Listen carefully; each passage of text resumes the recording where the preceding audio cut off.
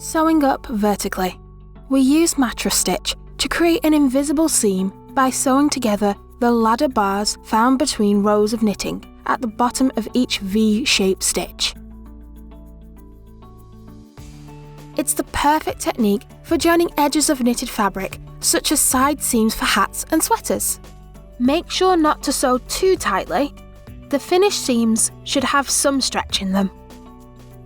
With the right side facing you, lay the two knitted panels side by side and line up the edge stitches.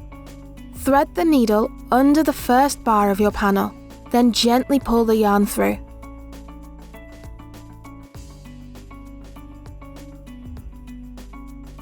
Do the same with the corresponding bar on the opposite side.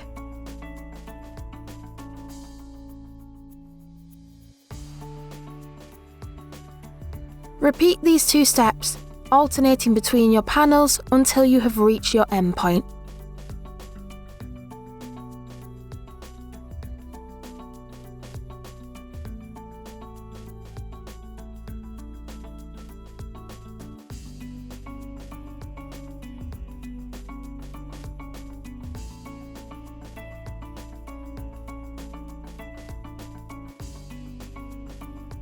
Top tip: for larger pieces of knitting, use pins or stitch markers to hold the panels in place as you sew.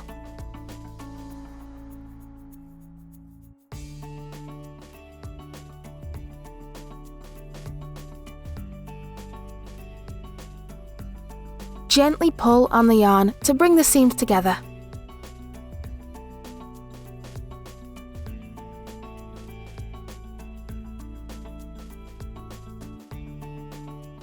Secure the end of your seams by tying a knot in the yarn and weaving the loose ends through the back of your panels.